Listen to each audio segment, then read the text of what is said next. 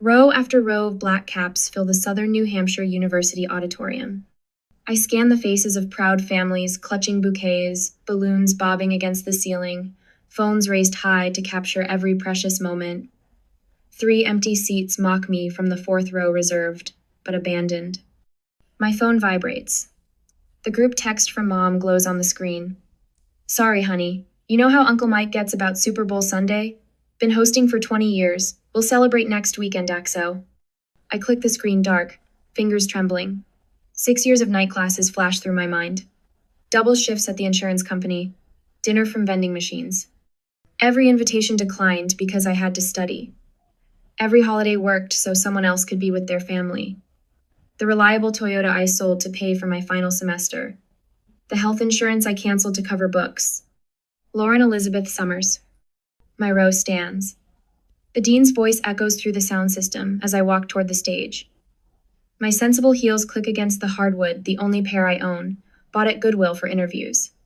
The weight of my graduation gown feels heavier with each step. Bachelor of Business Administration, summa cum laude. The dean's smile is warm as she hands me my diploma. I force my lips to curve upward, but my eyes keep drifting to those empty seats. The paper in my hands represents thousands of hours of sacrifice. Endless nights hunched over textbooks while my family hosted neighborhood parties downstairs, telling me to study in my room because you're the one who wanted this degree so badly. My chest tightens as I return to my seat. The ceremony continues, but I barely register the remaining names. My phone buzzes again. Dad this time. We'll catch the next one. The next one. Like, I'm going to spend another 6 years earning another degree just so they can skip that graduation too. Just like they skipped my community college graduation 3 years ago. Car trouble, they said. But Facebook showed them at my brother Jack's Super Bowl party, Mom proudly displaying her 7-layer dip, Dad wearing his lucky jersey. The same brother who borrowed $3,000 for rent last year. I found out through his Instagram story him waving Super Bowl tickets, caption reading, "Sometimes you gotta treat yourself." The dean's closing remarks fade into background noise. All I can hear is the echo of conversations that should have warned me. Lauren, honey, you're so good with money. Your father just needs a little help with the mortgage. Come on, sis, what's family for if we can't help each other out? You're not using your savings for anything important right now anyway. The ceremony ends. Families flood the aisles, wrapping graduates in tearful embraces. I stand alone in my wrinkled gown, the February wind whipping through the open doors of the auditorium. My diploma case feels like ice in my hands. I dial Mom's number, stepping into the cold parking lot. My eyes blur as I listen to the ring, watching happy families stream past with armfuls of flowers. Oh, Lauren, how was it, sweetie? Mom's voice carries the artificial brightness she uses when she knows she's done something wrong. In the background, I hear the clinking of dishes, the rumble of crowd noise, the sportscaster's voice announcing the pre-game show. How was it? My voice cracks. How was walking across that stage knowing nobody who claims to love me bothered to show up? Now, honey, you know it's tradition. Uncle Mike's been hosting for 20 years. I spent 6 years earning this degree, Mom. 6 years. Don't be dramatic. The sympathy in her voice vanishes. It's just a piece of paper. You can show it to us next weekend. Dad's voice carries through the phone. Tell her we'll catch the next one. The next one. Like this moment could ever be recreated. Like 6 years of my life meant nothing more than a minor scheduling conflict. I stand in the February cold, tears freezing on my cheeks, and finally see the truth I've been avoiding. They never saw me. They only saw what I could do for them. The reliable daughter. The human ATM. The one who would sacrifice everything to keep them happy while they gave nothing in return. My fingers move across the phone screen, pulling up the airline app I downloaded months ago but never had the courage to use. A one-way ticket to Colorado appears. The Vail Mountain Lodge spa package I've dreamed about but always dismissed as selfish. One click. My first truly selfish act in years. The confirmation email arrives as I walk to my car, diploma clutched against my chest like a shield. Behind me, the last families exit the auditorium, their laughter and celebration fading into the winter air. Would you have forgiven your family for missing the biggest day of your life? I already know my answer. With these thoughts, I went home and started preparing for my upcoming trip. Now, a week later, the hot stones trace a path along my spine, each point of warmth melting 6 years of tension. My first real massage. A gift to myself that would have bought 3 textbooks last semester. My phone vibrates against the wooden table beside me. Again. The 13th time in 2 hours. Would you like me to put that in airplane mode for you? The masseuse's voice floats through lavender-scented air. Her hands never stop their gentle pressure. No, the word catches in my throat. I need to know. Need to know what fresh disaster my family creates while I hide in this mountain sanctuary. Need to see how they spin my disappearance. Need proof I made the right choice. The stones shift to my shoulders. My phone buzzes again. Tara's text breaks through the barrage of family messages. Check Facebook when you can. You need to see this. The massage ends too soon. I wrap myself in the plush robe provided by Vale Mountain Lodge, hands shaking as I unlock my phone. 3 voicemails, 14 texts. 1 email with the subject line, "Your mother is crying." I start with Mom's voicemail. "Lauren, honey, I hate to ask, but we're a little short this month. Just need $500 for groceries. You know how prices are these days." Dad's message follows. "Princess, remember that loan I mentioned? The bank needs a co-signer, nothing to worry about, just a formality, call me back." Jack's voice drips with familiar manipulation. "Sis, you'll never believe what happened. Lost my wallet at Uncle Mike's. Need to borrow some cash until payday. Don't tell Mom and Dad, okay?" My finger hovers over Tara's message. The robe suddenly feels too warm, too confining. I open Facebook. The first post punches the air from my lungs. Mom's perfect 7-layer dip arranged on Uncle Mike's coffee table. Another successful Super Bowl spread. 20 years of tradition. The timestamp matches my graduation ceremony. Jack's post follows. Put $5K on the Chiefs. Who's with me? Posted an hour after texting me about his lost wallet. Comments flood the photos. Relatives praising Mom's cooking. Friends congratulating Jack on his bet. Dad sharing links to next year's Super Bowl packages. Not one mention of my graduation. Tara's message blinks. "There's more. Check your credit report." The spa's Wi-Fi crawls as I log into Credit Karma. Unauthorized inquiries litter my report like cigarette burns. Chase, American Express, 3 different store cards, all within the past month. My phone rings. Mom's number. "Have you thought about that grocery money, honey? Times are tight." The stones from my massage sit in a heated basket nearby. I imagine hurling them through the window, watching the perfect Colorado snow shatter like my illusions. "Lauren, are you there? Times aren't tight enough to skip betting on the Super Bowl, are they?" Silence crackles through the connection. Then, "Jack shouldn't have posted that. He's just excited." Stop. My voice sounds foreign, stretched tight across fury and grief. "I saw the pictures, Mom. While I walked across that stage alone, you were arranging dip on Uncle Mike's coffee table. Now, Lauren, family helps family. That's what we do." Family helps family. The laugh tears my throat. Is that why there are credit inquiries I never authorized on my report? The silence stretches longer this time. In the background, I hear Dad's voice. "Is that Lauren? Tell her about the loan. Don't you dare." The words slice through Mom's excuses. "Don't you dare ask me for one more thing." My finger finds the block button as Dad's voice rises. The screen goes dark. Relief floods my system, chased immediately by crushing guilt. Good daughters don't block their parents. Good daughters don't run away to luxury spas while their families need help. My phone lights up with Tara's call. I talk to my cousin Sarah. She's a lawyer, specializes in identity theft. She says you need to file a police report immediately. I can't do that to them. The words come automatically, programming too deep to override. They're family. Honey, family doesn't steal your identity. Family doesn't miss your graduation for a football game. Family doesn't. A knock interrupts. The spa concierge stands in my doorway, concern etched across her features. "Miss Summers? We've upgraded you to our Mountain View suite. No charge." I didn't ask for.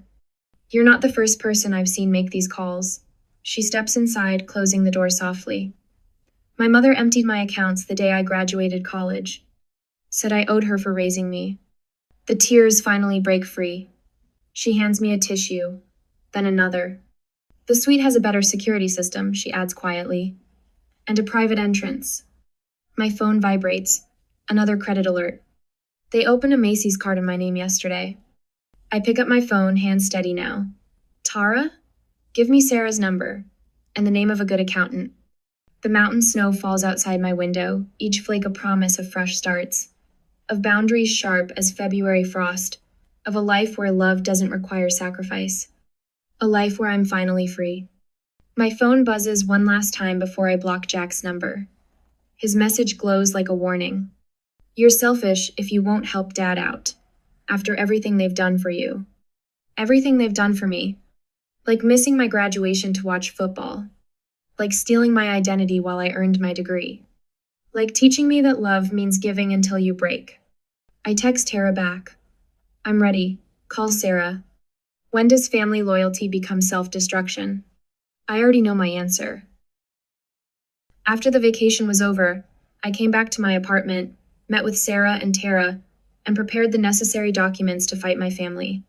They need to learn boundaries once and for all. A whole month has passed that way. Now, on a Thursday night, the banging on my apartment door jolts me awake at 3 a.m. Through the peephole, Dad's red face fills mine. Mom hovers behind him, wringing her hands in that way she does when she wants something. Jack leans against the hallway wall, arms crossed, watching the show. I step back from the door, phone already in hand. The landlord's number rings twice. Miss Thompson? I'm so sorry to bother you this late, but your family is here claiming they need emergency access to retrieve their property. My laugh comes out harsh. Their property? Everything I own I bought myself, with the money they borrowed and never paid back. Should I call the police? I watch Dad pound the door again. The wood frame shudders. Yes, please. My phone lights up with Mom's latest voicemail. I tap play, setting it on speaker while I pack. Lauren, honey, how could you do this to us? After all we've done for you. Her voice breaks with practiced perfection. I've heard this performance before. When she needed money for the roof, that never got fixed. When Jack needed bail money, that bought Super Bowl tickets. When Dad's business was struggling, while he gambled away his savings. The next message plays automatically. Dad's voice booms through the speaker. I'll tell everyone what kind of daughter you really are. Ungrateful, selfish. After we sacrificed everything. I delete the rest without listening. My hands shake as I dial the number Tara's lawyer cousin gave me. He picks up after 3 rings. Financial abuse documentation? The advisor's voice carries no judgment, just quiet competence. Bring everything you have. Bank statements, loan documents, any texts or emails showing patterns of manipulation. I entered my cabinet 2 minutes later. My filing cabinet yields 6 years of evidence. Every emergency loan, every guilt, inducing request, every promise of repayment broken. The stack grows higher on my kitchen table while red and blue lights flash through my window. The police arrive as Jack starts his performance. Sis, come on, open up. We're worried about you. Their voices fade as officers escort them away. I sink into my chair, surrounded by papers that tell the story of my family's betrayal in cold, hard numbers. But I won't give up. I rearrange the documents and put them into a bag. They are proof of what my family has done to me all these years. I was ready to meet my lawyer early in the morning. Morning brings clarity and steel into my spine. The lawyer's office smells of leather and authority. My documentation spreads across his mahogany desk like battle plans. Identity theft. He taps the credit report showing cards opened in my name. Unauthorized loans. Financial coercion. Each term lands like a hammer, nailing down the coffin of my family's manipulation. The email he helps me craft takes 10 minutes to write and a lifetime of courage to send. Any further contact will go through my attorney. Attempts to contact me directly will be documented as harassment. I expect silence. Instead, my laptop screen fills with their faces, a video call I shouldn't answer but do. One last time. Dad's mask slips instantly. You owe us. We raised you. Raised me? The words taste like vinegar. You raised me to be your personal bank, your safety net, your get-out-of-jail-free card. Jack's face reddens. You think you're better than us now, with your fancy degree and your... Better? No, just awake. Mom's tears start right on cue. When they don't work, her expression hardens. We're your family. Family helps family. Family doesn't steal identities. Family doesn't open credit cards in their daughter's name. Family shows up for graduation. The screen goes black. After the meeting, I went straight back to my office for further preparations. The same day, the atmosphere at my office feels different, safer. Messages of support flood my phone. Tara's flight confirmation to help me move. An offer of temporary housing in Portland from the spa retreat owner who witnessed my breakdown. The Portland job offer arrives that afternoon. 6 figures, signing bonus. A fresh start 3,000 miles away. My hands steady as I download the credit freeze forms. The cease and desist letter goes out certified mail. Each signature feels like breaking a chain. I stand at my office window, watching the sunlight paint the sky in colors of possibility. For the first time in my life, the weight of family obligation lifts from my shoulders. The air tastes different, lighter, sweeter. My phone buzzes. Unknown number. I silence it without checking. Next to me, on the desk, Portland contracts wait for my signature. Behind me, the wall calendar shows the end of March marked with red X's, counting down the days until my new life begins. The question echoes in my mind as I sign my name. How much is your peace of mind worth? Everything, it turns out, everything. 2 weeks later, I am moving out. The cardboard box scrapes against my apartment floor as I slide it toward the door. My entire life in Hartford fits into 12 boxes, each labeled in precise black Sharpie. The movers arrive in 20 minutes. My phone hasn't rung in 3 days, the longest silence from my family since I blocked their numbers. I touch the diploma hanging on my wall, tracing the gold embossing one last time before wrapping it in bubble wrap. The frame cost 2 weeks of grocery money, but seeing my achievement properly displayed instead of stuffed in a drawer helped me sleep at night. A knock at the door sends my heart racing until I hear Tara's voice. Lauren? You decent? She stands in the hallway holding 2 paper coffee cups, her silver hair swept into her signature messy bun. Brought you real coffee. None of that vending machine sludge you usually drink. You're a lifesaver. The rich aroma of French roast fills my nostrils as I take a sip. The movers come at 9. I know. Tara sets her cup down and surveys my apartment. You really did it. You're really leaving. Portland's waiting. The words still feel strange on my tongue. 2 weeks ago, I accepted the department manager position at Western Insurance's Oregon office, double my current salary. Full benefits. A signing bonus that covered first and last month's rent on a downtown apartment. My phone buzzes. Another email from Dad's lawyer demanding a response to their reasonable request for family reconciliation. I delete it without reading. They hired a private investigator, Tara says, watching my face. Jackie from accounting saw him asking questions in the break room yesterday. A laugh bubbles up from my chest, surprising us both. Let them waste their money. By tonight I'll be gone. The movers arrive exactly on time. I watch them load my life into their truck, each box a brick in the wall I'm building between my past and future. My neighbor Mrs. Chen waves from her balcony. She thinks I'm moving for a promotion. She doesn't know about the cease and desist letter in my desk drawer, or the police report documenting years of financial abuse. My LinkedIn post about graduating despite family sabotage went viral last week. 300,000 views, thousands of comments from other survivors, job offers from across the country. Dad's gambling debts exposed in the comments when his bookie's wife recognized our story. Brother Jack's embezzlement from Uncle Mike's construction company revealed by a former employee. The professional community that ignored my family's social media smear campaign embraced me instead. Women in finance, corporate mentors, survivors of financial abuse who recognized their own stories in mine. Thoughts take me to my new apartment in Portland, waiting above the city lights, secured through my future coworker Amanda's real estate connections. The women's professional network there already added me to their leadership committee. My therapist connected me with a support group that meets Tuesday nights. Miss Summers, the head mover, brought me back to reality. He holds out a clipboard. Just need your signature here. I sign my name with steady hands. Through the window, I watch them load the last box, the one containing my mother's china. The set she promised would be mine when I married, then sold at a yard sale to cover Jack's gambling debts. I found identical pieces at estate sales, slowly rebuilding what was stolen. My phone lights up with a text from Amanda in Portland. Office is ready. Team can't wait to meet you Monday. The promotion blindsided my family. Department manager at 30. The position Dad always claimed I'd never qualify for without his connections. The job Jack expected would be his once he put in his time. Tara helps me do one final sweep of the apartment.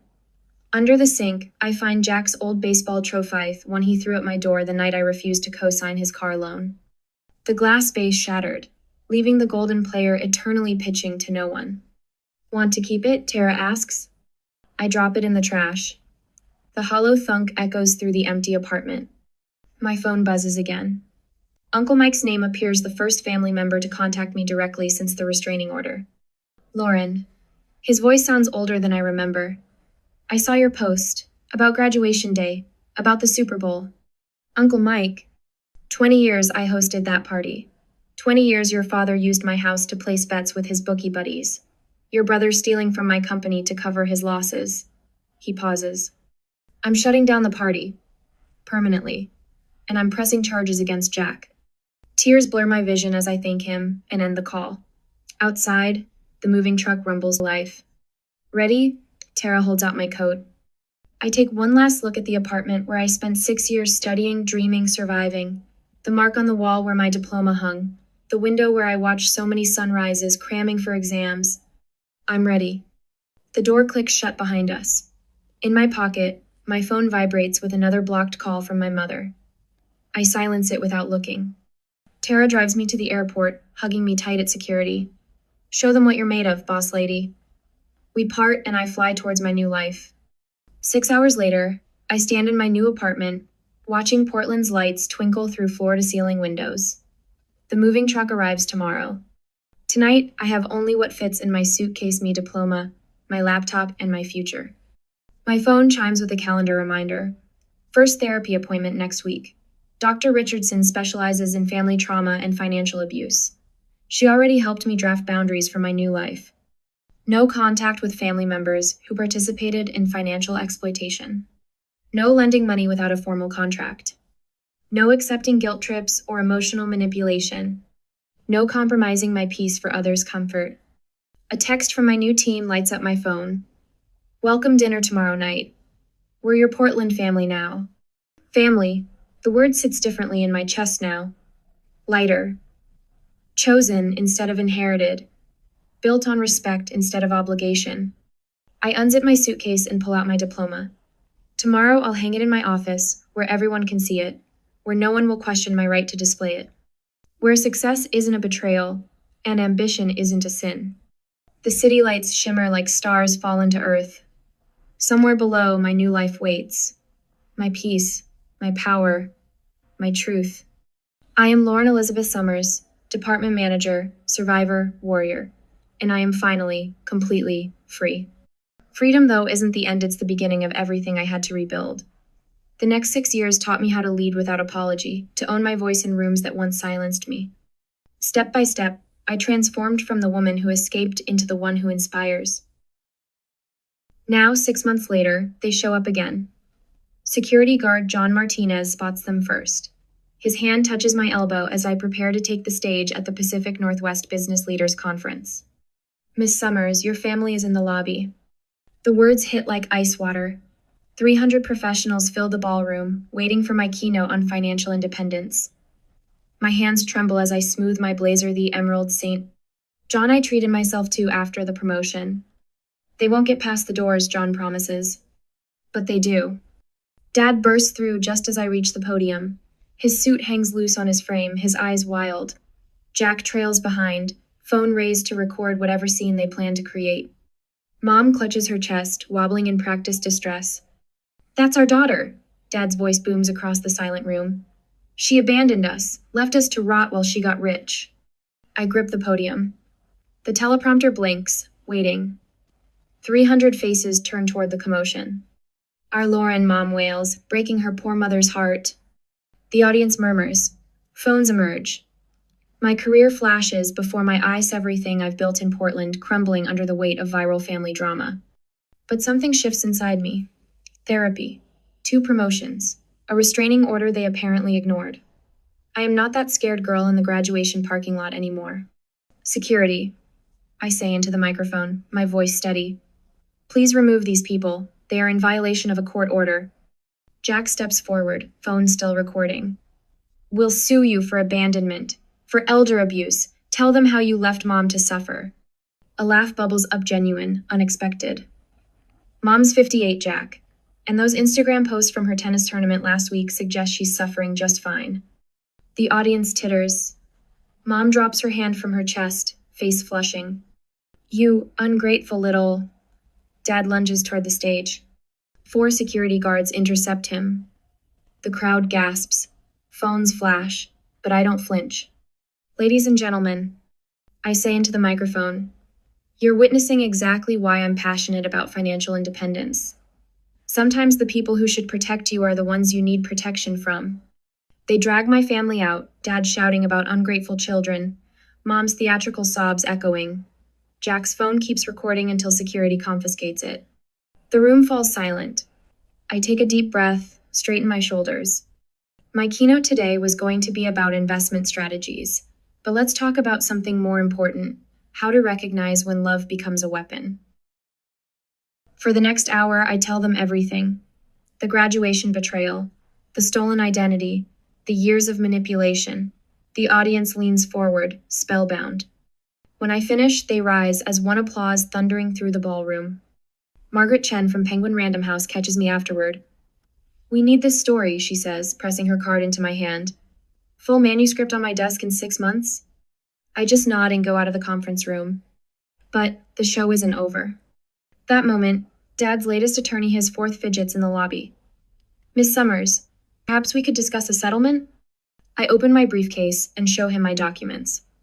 Perhaps we should discuss the credit cards opened in my name, fraudulent loan applications, social security number theft.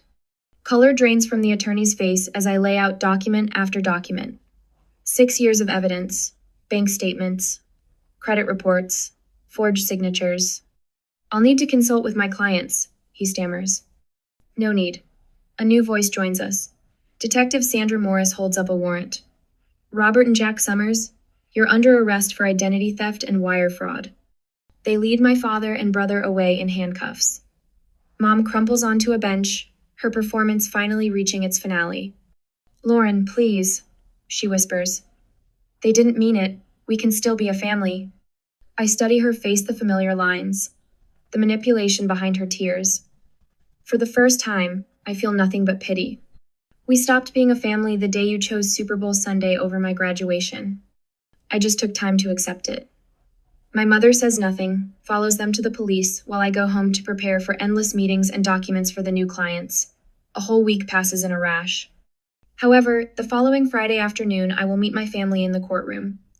The judge will see you now, my lawyer announces. Inside the courtroom, justice arrives in black and white. The restraining order becomes permanent. Dad and Jack's charges multiply as evidence mounts. The judge's gavel echoes like freedom. Uncle Mike arrives as we exit the Super Bowl party host himself. His face is granite as he faces my mother. 20 years of hosting, he says, and you use my parties to cover up stealing from your own daughter? The family's done with you, Pat. All of us. Mom's mask cracks. Real tears now. But I don't stay to watch them fall. Outside, Portland's rain washes the courthouse steps.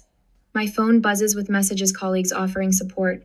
Margaret checking on the book deal. Tara sending heart emojis. A text from Uncle Mike. Proud of you, kiddo. Wish I'd known sooner. I click the phone dark, remembering another rainy day, another phone full of excuses. The frightened girl in the graduation parking lot feels like a stranger now. The courthouse doors open behind me. Detective Morris emerges with evidence boxes. You okay? She asks. I tilt my face to the rain. You know what? For the first time in my life, I really am. The investigation will take months. The headlines will fade. The book will find its audience, but none of that matters right now. I am Lauren Elizabeth Summers. I am free. The rain continues to fall, washing away the last chains of obligation, leaving only truth behind. When forgiveness becomes enabling, the bravest love is letting go. I am just sorry I needed 6 long years to realize it. At the present, the Portland spring rain taps against my office window. 6 years of change spread across the walls and frames photos, certificates, newspaper clippings. My original business degree hangs in the center, those empty auditorium seats captured forever in a snapshot below it. Next to that, a packed conference hall from last month's keynote speech. My reflection watches me from the glass, shoulders straight, chin high. The door opens. Sarah, my newest mentee, clutches a thick folder to her chest. The bank statements you asked for. Her voice trembles. Dad opened 3 credit cards in my name. I gesture to the chair across from my desk. The leather creaks as she sinks into it, shoulders hunched exactly like mine used to be. You're already ahead of where I was, I tell her. You caught it early. Her eyes drift to the wall of photographs. Will I ever stop feeling guilty? The question echoes through 6 years of therapy sessions. Dr. Patterson's voice comes back to me. Guilt is the ghost of expectations we never chose to carry. The guilt changes shape, I say. It becomes something else, something stronger. The intercom buzzes. Miss Summers, your 4 o'clock is here early. The scholarship committee? I smile at Sarah. Want to sit in? See where this path can lead? She nods, spine straightening just a fraction. The conference room fills with board members, successful professionals who've become my chosen family. Tara, my best friend since that first devastating graduation day, takes her usual seat beside me. Under the table, she squeezes my hand. The Lauren Summers Scholarship Fund, I begin, will provide full tuition for survivors of family financial abuse. My voice carries strength I once thought impossible. Every recipient receives mentoring, legal support, and trauma counseling. The projector illuminates our first-year goals. My hand touches the diploma in my pocket, the one I earned 6 years ago. Master's in Business Administration. This time, every seat held someone who chose to be there. Who chose me? Tara and her husband whooped the loudest when I crossed that stage. My therapy group brought flowers. My team from the Financial Abuse Survivors Network filled an entire row. Even my landlord came, the woman who changed my locks that first terrifying night in Portland when my family tried to break in. The meeting ends with unanimous approval. Sarah's eyes shine as board members share their own survival stories. The shame that once paralyzed her begins to crack. Back in my office, I prepare for tonight's TED Talk. Breaking the chains, recognizing family financial abuse glows on my laptop screen. My phone buzzes with a text from Mark. Dinner reservations at 8, proud of you, babe. 3 years of dating, and he's never once asked to borrow money. Never made me feel selfish for having savings. Never questioned why I keep separate accounts. The autumn sun sets behind Portland's skyline as I pack up. My office wall holds one last photo last year's Friendsgiving feast. 20 survivors turned family, crowded around my dining room table. Some crying, some laughing, all healing. My therapy journal sits open on the desk. Today's entry reads, "Peace isn't the absence of conflict, it's the presence of choices." The elevator carries me down to the lobby where Mark waits. His smile reaches his eyes the first thing I noticed about him. No hidden agenda. No manipulation. Ready for your big night? He offers his arm. I think of that frozen February morning, standing alone in a parking lot with my first diploma, of Uncle Mike's Super Bowl party that my family chose over my graduation, of my brother's stolen money and my father's gambling debts. I nodded and smiled, and we went to the parking lot. He drove to the event. An hour later, the stage lights warm my face as I take the microphone. 3,000 people lean forward in their seats. My chosen family scattered throughout the crowd, tissues ready. The best revenge, I begin, is a life well lived. But the greatest victory, that's helping others live well too. The words flow without rehearsal. I tell them about empty seats and broken promises, about the weight of expectations and the freedom of boundaries, about building a family from scratch, based on respect instead of blood. In the front row, Sarah sits straighter than I've ever seen her. Behind her, dozens of survivors I've mentored. Their faces reflect back the strength they found within themselves. My hand touches the diploma in my blazer pocket. Not the old one, the new one. The one earned in an auditorium full of love. The standing ovation thunders. Mark beams from his seat. Tara whistles through her fingers. My therapy group bumps fists. The next day, in my office, I adjust the frame holding both graduation photos. Empty seats beside full ones. Broken dreams beside realized ones. My reflection meets my eyes in the glass. The scared girl from that parking lot is gone. In her place stands a woman who finally understands. Sometimes the family you lose is the price of the family you find. I touch my original diploma one last time before heading home. Tomorrow brings another survivor through my door, another chance to turn pain into power. My phone lights up with a text from Sarah. Thank you for showing me what's possible. I smile, typing back 4 words that took me years to learn. You were always possible.